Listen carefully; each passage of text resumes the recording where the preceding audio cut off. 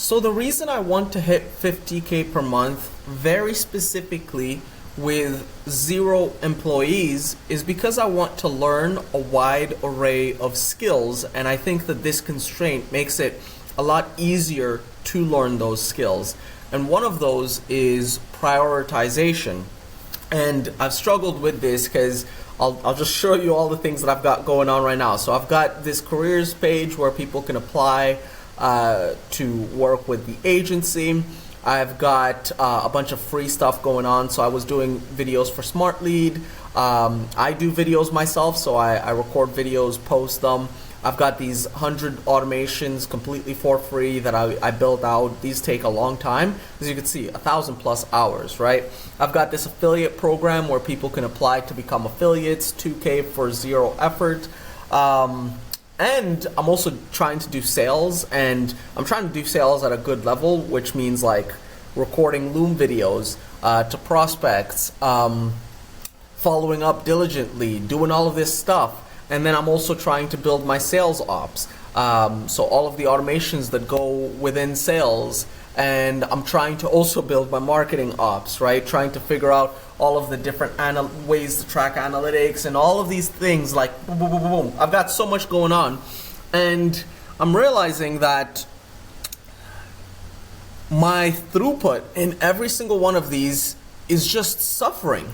Because the moment I look at sales, I'm not looking at service, and then service suffers. The moment I look at marketing, I'm not doing sales or service, and then, those suffer. And so I've actually just reorganized my department, and I've got one last point over here, which is sales and service, and I'm going to be trying to think about this throughout this video. But as you can see, I've eliminated the whole recruiting aspect. I've also eliminated the whole affiliates aspect. I'm going to keep them live so people could still apply, but I'm going to actually be removing all notifications related to any of these. So if someone applies, don't see it. If someone does affiliate, don't see it. And the reason why is to get my focus back on the levers that actually move the needle forward, without sacrificing the phase 2 and phase 3 prices. I've also just eliminated LinkedIn, period. So I'm not actually posting videos for a few weeks, right? Just to like refocus and hone in more on the aspects that matter. And, sacrificing marketing, what does that actually mean? What it means is stopping to look at the analytics for how the website's doing. Doesn't matter. Stopping to look at the analytics for YouTube, for anything. It doesn't matter. And stopping to look at the deals created from a marketing perspective. I'm actually going to switch it to be looking at the deals created from a service delivery perspective, because the unique thing that I've got is that the way that I generate leads for myself is very similar to the way that I generate leads for my clients. And so when I generate 30 leads, 40 leads in a month, it's pretty much the same exact thing that I'm doing for other clients, right? Because I run a lead gen agency. And so rather than looking at my CRM and being like, how many deals did we generate, and thinking about it from that perspective, I'm just going to look at it from a service delivery perspective and treat myself like my own client. And so it brings it back from being like I'm head of marketing to just going back to service delivery and just focusing on the service delivery aspect, right? And if I focus on the service delivery with myself as a client, I will generate the 30 deals. I won't get the deals from affiliates, I won't get the deals from the content, but I will get enough deals that I can close enough sales to get enough work to hit the goal of 50K per month with 0 employees. So that's one way I'm going to get my focus back. And as we're talking about this, I'm realizing that each of these things need someone with dedicated attention to them. So for you to have like like, the reason I say this is because I'm looking at some of the people that I aspire to be like in the same space, and oftentimes they have co-founders, right? And I'm wondering, like, what is it about the co-founders that makes it work? And I think it's because the co-founders can focus on different aspects. And so one co-founder can be like CEO, marketing, sales, doing all of these different things. And then the other one can be focused completely on operations, service, and doing all of those things there. But when you're by yourself, the more you take on, the less potency is going to be there in each of the different departments, right? So now we've got 2 departments left. I've got rid of recruiting.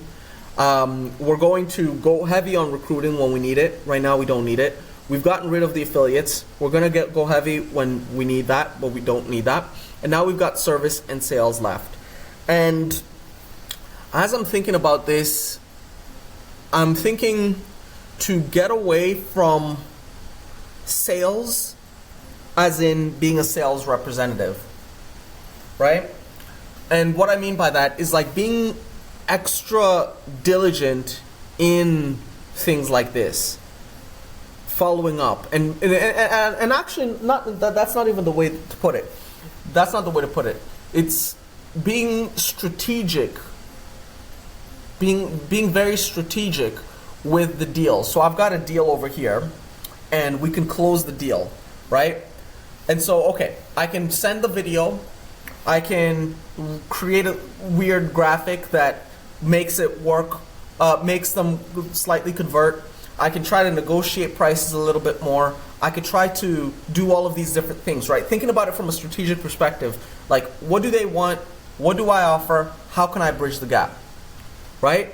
That takes time, and I'm realizing that that type of stuff is well suited for an actual sales representative, which I was a sales representative. I know how to do that. But to get my focus back, I think I need to actually systemize the whole sales process. Oh shit, I just uncovered that. Because I was thinking through this. I can actually not necessarily like automate everything, but I can systemize it. So we can have graphics go out, sequences go out, all of these different things go out when the deal pipeline reaches a specific place, right? And then I can actually take the sales calls. I would consider the sales calls to just be like a way of life. Like you just do the calls like it just happens.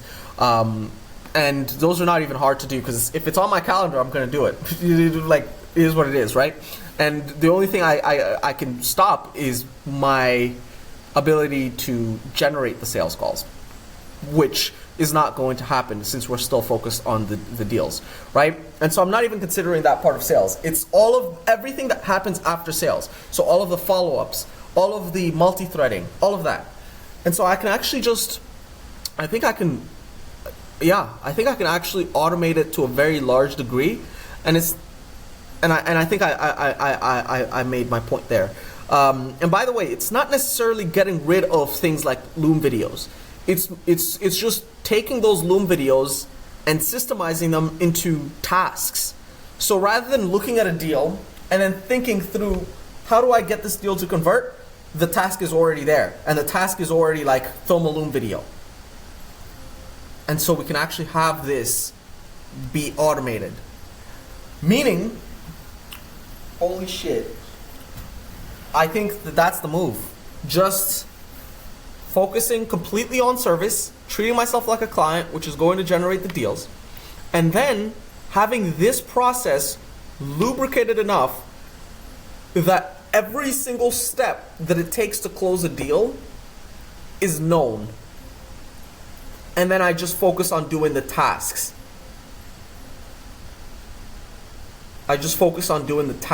So I've got a task. Film Loom video here. Boom. Send a graphic. Boom. Add just subsequence. Boom. Do this. Yeah. I think that makes total sense. So we're gonna do this. We're going to systemize sales, focus completely on service, go back to the basics, and keep you guys posted on how that goes. Bye.